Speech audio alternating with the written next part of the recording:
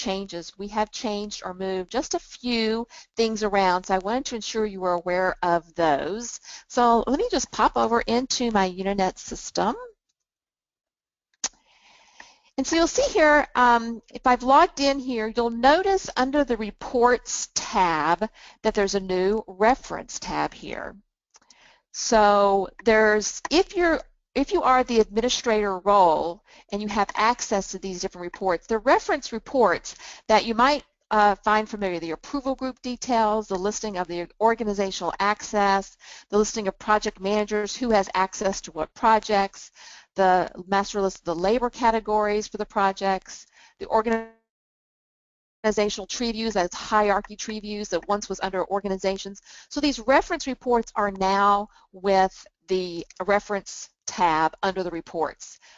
What you saw before was the save and the ad hoc. Now there's this new reference. So when you look for a report, don't forget about this new reference tab, especially if you are an administrator. Okay. The second thing that I wanted to point out to you was going and taking a look at the project profiles. Let me take you over to one of my projects. A couple of the project profile tabs have been moved, and we have a new accounting tab that is relevant even though you might not be using the financials add-on piece. So let's take a look at one of my projects that I was just working with. So you'll notice this budget tab here that was previously here before in our 9.6 or early release, and it is an important set of information, so we've moved it up a little bit next to that profile. So you'll see this looks very, very familiar. Completed date, revised dates, the dates of the project, all of your budgeting information for hours and dollars are all here available under that budget tab. But what has changed is the section that was here that's moved to the accounting tab. And this is the billing type, the posting group, which I'll talk about here shortly, the total funded value and total value, the ability to limit the billing and the revenue recognition for that funded value, and then the fee calculations. Now, we once had the fee calculation to have one method. Now we have the ability to have multiple methods and a fixed fee or a cap on each one of those calculations. You'll also notice that instead of the word label account, we have external system code now, which is replacing the word account, because now we do truly have accounts in the financials package, so it was a duplicate. So just some simple different changes here that you'll notice. Nothing major. You'll still be able to get around the system very, very easily. And we do have a recording of just the navigational changes. We've done a webinar just on those navigational changes, and that's recorded in our Knowledge Center. I think if you look at Unanet 10 navigation, you'll come up with a recording that's a fairly short recording that'll give you the highlights of all the different changes in the new release as far as navigation getting around. But nothing major, nothing that you can't intuitively get around to. One other one is this Financials tab. If you are a billing manager, you would have access to the previously labeled Billing tab, and now it's called Financials. And then when you click into the Financials, there is a pull down of a few new options there in that pull down. So you'll see here accounts payable, accounts receivable, the invoicing and posting, and general ledger. Again, majority of those are available with the Unanet license package for accounting. But what will be there for you today, if you are billing in Unanet and have a billing manager role, then this Unanet invoicing and posting option. Okay. And then there's one last area that I wanted to show for our administrators under the admin setup. I just don't want you to be alarmed when you see a few new things, especially under the accounting system. You'll see posting groups, posting options, bank accounts. Even if you're not using the financials accounting package, you're still going to see a few of these things that are here available under the admin setup, as well as the email messages that we have for emailing out invoices directly from Unanet now, and I'll be going over that functionality here shortly as well. Okay, so let me go back to my PowerPoint, and we've kind of talked through, I just was in the system talking through most of these things here, and just navigational changes, we've carried through those in the actual demo system. So one of the immediate benefits that I did want to talk about here is if you've ever filled out an expense report, you know that there's an option for the employee to designate their payment method, whether it's employee, corporate card, or company paid. So over the years, we have heard that a dozen times or so, if there's a way to remove one of these options or to rename it or even add more. So with Unanet 10, we do have that option. So let me carry to that next option here. So the ability to add specific American Express card or a specific Visa card. So you have this ability now under the admin setup to set up these payment methods. So we wanted to let you know about that. The administrator has the option to relabel, activate, or add to this list of expense report payment options. But by default, we'll continue to offer the standard options. So you'll see corporate card, you'll see employee as well, but you can add to it as an example here the American Express and the Visa card as well. Another thing, I'm kind of going backwards here, is this password reset. One new item is the ability to reset your passwords from your users, even if they've forgotten their current password. So the administrator will select a property setting in your Unanet instance to enable this functionality. And if it's enabled, it will apply to all of your users that are logging in. So the end user must know the username and the email address that's associated with their person profile to be able to use this feature in their Unanet.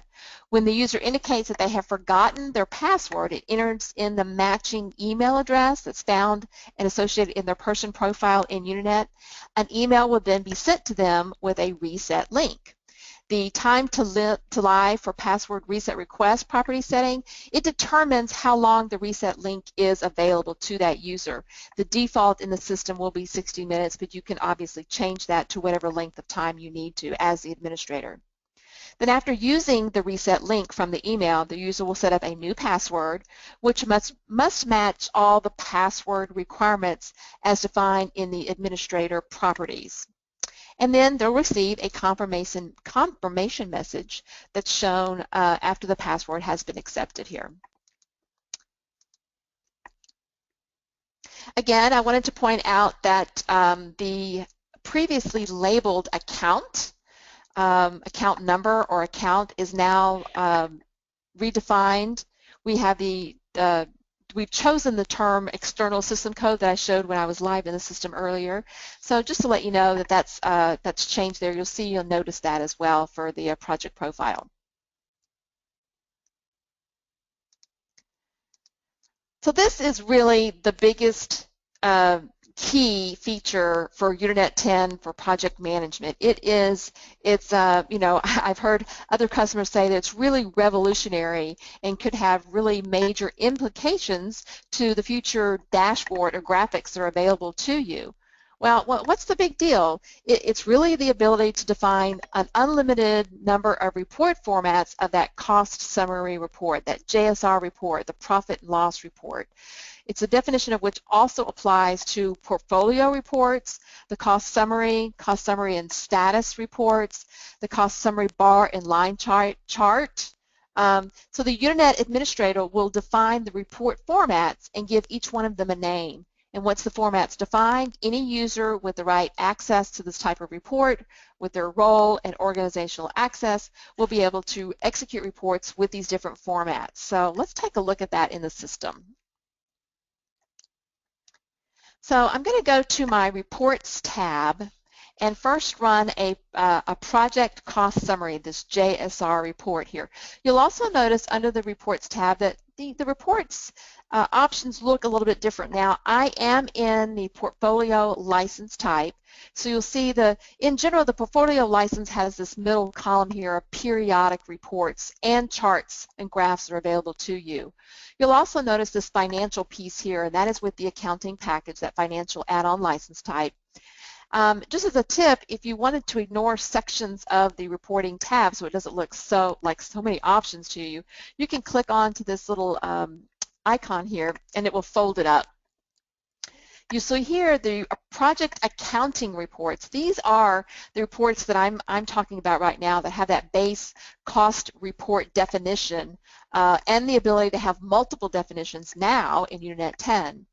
You'll see here the project reports. This was typically above the accounting reports before, but we have changed and reorganized a little bit. Those that are reports for time and expense only, those time and materials projects, really being able to show what those values are for margin, etc., and the periodic reports for those planning forecasting feature.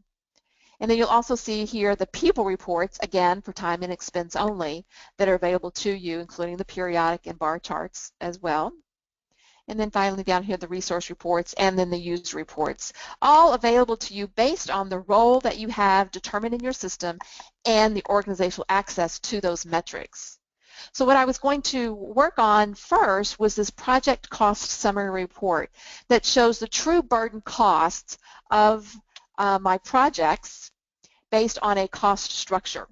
So I have a number of different training types of projects in my system here, and I'm just going to look at them over the current year, I guess. And you can see here I have a new option here for that JSR, that cost report name. And here's where I have that pull down, and I can determine what report or what view that I want to run and execute to see the metrics. So that default JSR is probably going to be something that's familiar to you somewhat. Previously, customers using this type of financial analysis reporting you've come up with one definition of that report. So you've defined what the rows look like. Maybe it's labor, maybe it's offsite labor, maybe it's CONUS labor, subcontractor labor, even if you're capturing subcontractors in the system using Unanet. Here's where our ODCs are. The buckets or groupings are these cost elements of expense types that are mapped to these buckets. That's where you can list these rows. And then finally our indirects that you can define based on formulas and those cost structure rates. And be able to look at revenue and profit percentage, even profit dollars as well. So the definition of the rows is based on a cost report definition. And we had in the past just one definition that you had to work with. But now, if we go back to our criteria and we select a different definition, I don't know, let's take a look at JSR billable only. So you'll see there are different rows now in this particular view that I've defined. So I've got my direct labor billables, my subcontractors that are direct labor billables, total billable hours, average. Here are my ODCs that are just billable. So you can see different items here, even an opportunity cost based on if it was a fixed price or a cost plus contract. So let's go back to the criteria again. There's another option here that is new. If you remember before in 9.6, you did have the option to roll up all selected projects into one single block, one view. So you could look at overall revenue for a particular customer, for a particular division, a different department, or a combination of departments, or even the entire enterprise or company, look at the overall revenue and profit. You can also include data that's been posted. So if you only want to look at time and expense transactions that have been approved, extracted to your accounting system, if you have a third-party accounting system, and posted to be ready for billing out to your customer, that's what you want. That's the data you want to look at. We do have that option now, so that's a key as well that customers wanted to have. So we'll take a look at one more option here. We'll look at write-offs and adjustments. Let's take a look at that one. So this now has the ability to, along with this cost report definition, we have some new fields that are available to you include in the cost report, such as that funding caps, fee adjustments, write-offs for amounts that you don't want to invoice to your customer at all ever. And looking at net revenue. So you can see this definition of this particular report just has these 5 row elements that have been created for this view of this report. So where do you create these different versions of the report? Let's go under the Admin tab, and under the Setup, is the section of the accounting box, and in the accounting box about halfway down is the cost report definition. So when I get to it, we'll be able to see, when I click into the cost report definition, at some point, we'll be able to see multiple views of these cost reports, and I have a number of them as examples here. Also, in the attachment in the handout box in the GoToWebinar at the bottom, there's a new feature with GoToWebinar that allows you to attach handouts, and I have one that's a tip specifically for this particular cost report definition samples and the output examples as well. I'm having a little technical difficulty here. All right, so here we go. So now I'm at the admin setup and the cost reports. So prior to 10 in 9.6 or before, when you clicked on the cost report, you would see the cost report definition. There was only one. We only had one to work with. Now we have multiple of them to work with. So if I click into that JSR billable only that I showed before, you can see here that I have a different view that I can define. You know, your administrator can define different views based on the project manager, what they need to see versus the CFO versus the CXO versus one that might just be for troubleshooting that I'll show to you. In addition, there are new actuals formula fields that are available to you. Bill as billable, bill for non-billable items. Non-billable could be items charged to a non-billable task if you're managing at the task level. I even have new fields available for you for unmapped labor and expenses, things that are not mapped to the cost structure, expenses or any transactions that might not be attached or associated with a cost structure or a labor cost element, and so therefore they're not mapped. So a little bit of troubleshooting is available here for you as well. So if I go back to my cost report and do take a look at this one called Unmapped, you can see here it's all the report items that are non-billable or unmapped items. So this would be really great for troubleshooting to find out if there's any projects that you have in the system or people assigned to projects that don't have a cost structure. This would be a great report to be able to run, to be able to identify that very quickly and understand when you're reconciling why numbers are off. Okay, so you can see how powerful this particular enhancement is and why I'm personally the most excited about this particular feature. If you have questions about ideas or how you want to implement different report views, you know, contact us at CAM. Take a look at the tip sheet that I have in the handout as well in the webinar. Review that. It's also could be found in the Knowledge Center. Let us know if you have other ideas that you want to add to the Knowledge Center. We're happy to take those ideas. Just note that your cost elements might be defined a little bit differently than what I have in my demo system. If I go to my cost elements here, you can see my labor cost elements might be named differently than what you have in your system if you have your cost structure set up and cost elements set up. So just be aware that you'll have to, you know, change the example names to match what you have currently for your labor elements and your cost elements. So you can see here mine are called CONUS, direct labor, CONUS subcontractor, etc.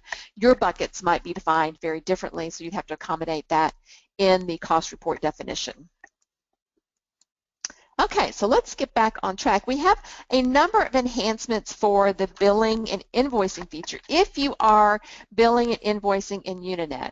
So let me just take you to that section as well. So let's go back to one of my projects.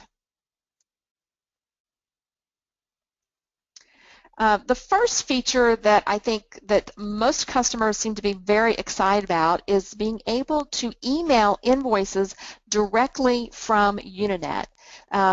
Also, we have a few enhancements for the formats of those invoices that are even more flexible than before in 9.5 and 9.6. Available fields for inclusion, level of details for inclusion, payment terms that can be defined per the customer instead at the project level, and really that emailing the invoices directly from Unanet. This has really been requested by many of our customers, so I hope you're excited to be able to see that. I'm just going to move back over here and talk about it here from this point. So again, our ability to email invoices, being able to have the flexibility of those invoice formats, as well as combining all three types of contracts on one invoice if you have that for a particular customer, which means you can include not only fixed price, time and materials, but now cost plus as well on the one invoice for the customer. So to be able to email invoices, so let's talk about that. With this new feature, you can deliver invoices by emailing or printing. And if you're emailing, the default contact name can be set up at the organization, the bill to contact. So whoever you're billing to, that contact can be set up with an email address. You can also set up, CC copying defaults to the remit to for email addresses, as well as blind copying, as you can see here. And it's defined at the project under billing, under the invoice set up here under contacts. So I'm at the project, the billing, invoice set up here, under contacts. And this is where you select the delivery method to be email or print. You can designate an email body message as a default under the admin setup, requesting deliver receipt, requesting read receipt, and emailing from here, from that project. So when you have the invoices created, you have the option to email them or print them. You can select them all or select certain ones, and off they go to that particular email address that you set up at the contact organization billed to. So this is going to be really handy in really shortening that invoicing life cycle.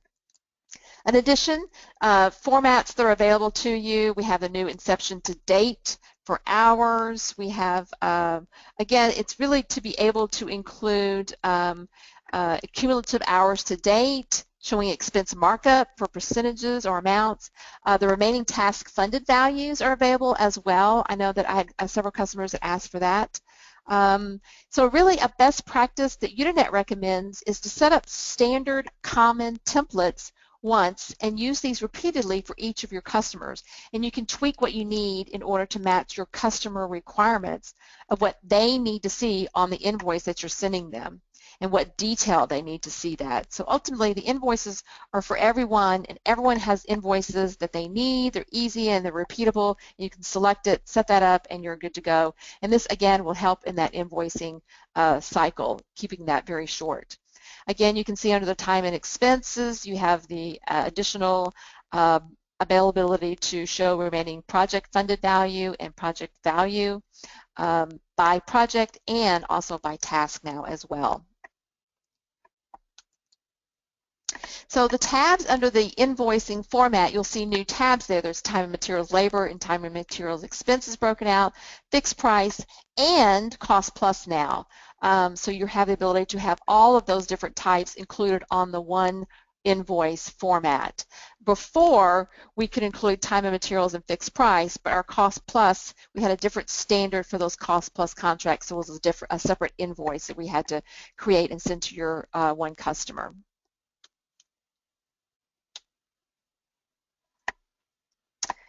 In addition, in our invoicing features, they're a tricky thing to get exactly right. We do have some, it seems really simple, but in reality, it can be a challenging process to have all of the, down to the penny, that availability to, have the rounding work out exactly as your accounting system.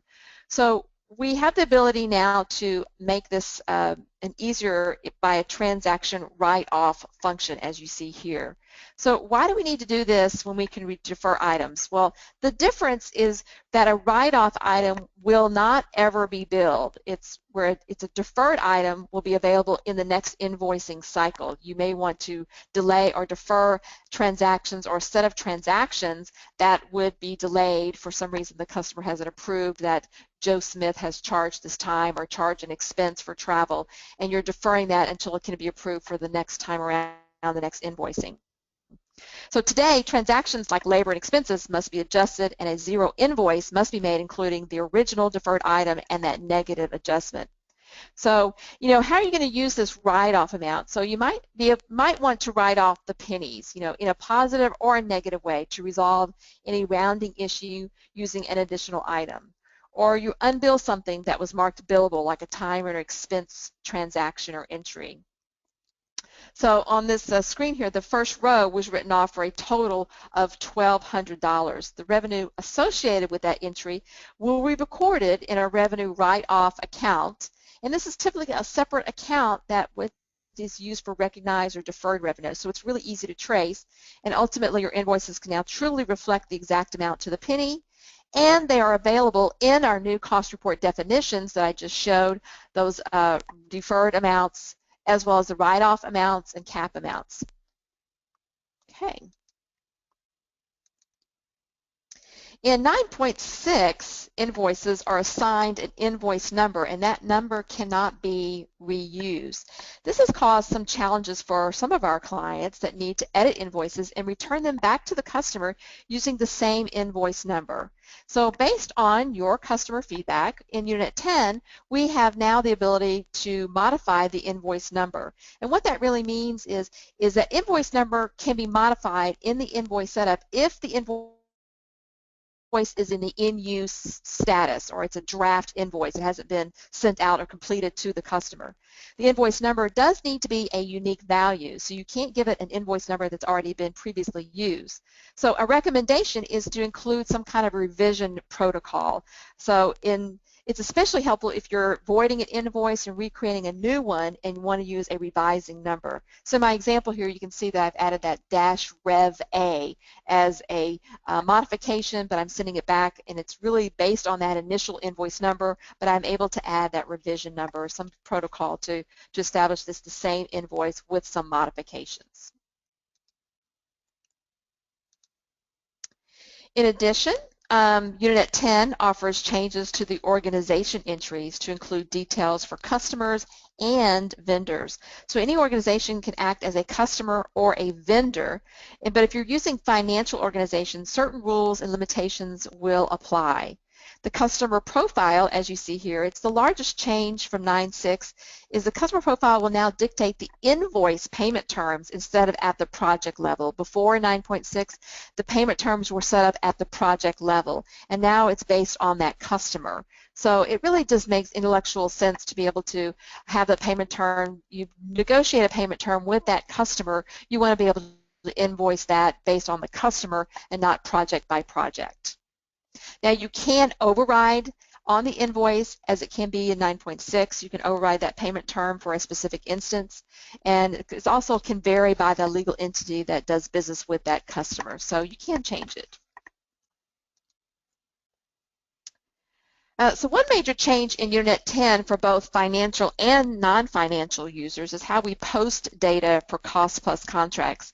In 9.6, all of our cost plus posting, and therefore the invoice details, they were summarized at the cost element level. And in Unanet 10, our customers now will post details at a line item level.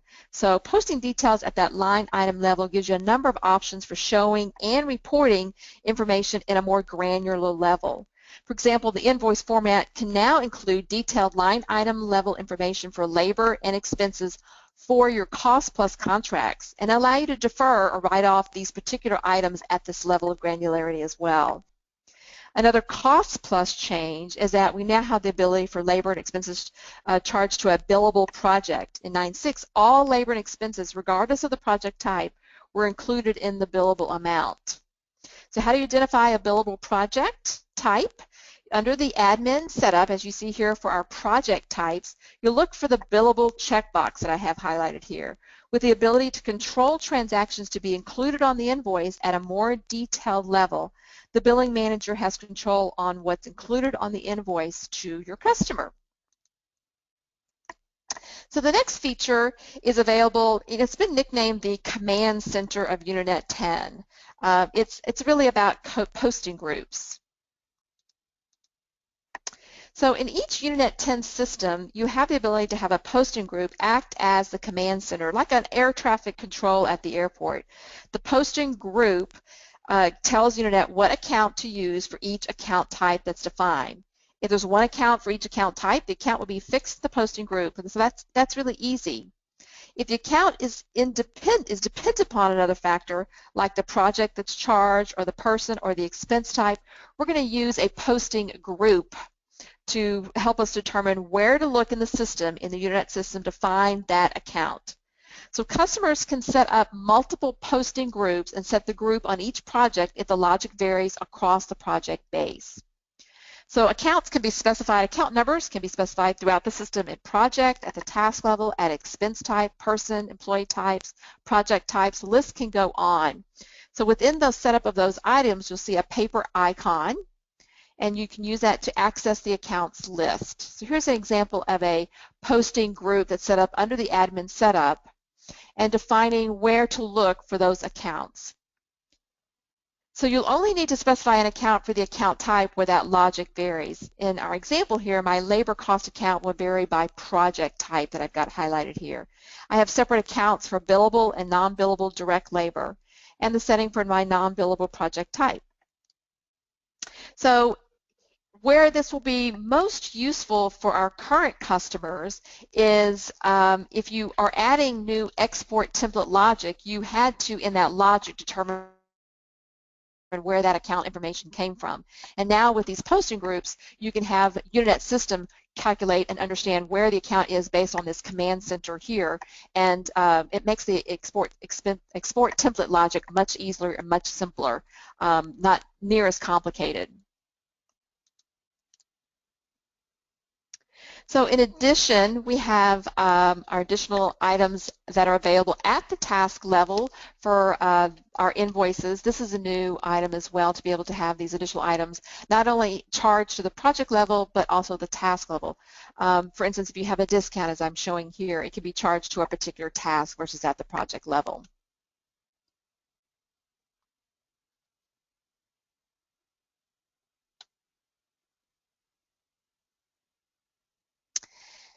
Now, one of my other favorites, personal favorites, is the ability to limit billing and or revenue to the funded value at the project and also at the task level, and limit the fee amounts collected at the project level, and it's done and calculated automatically.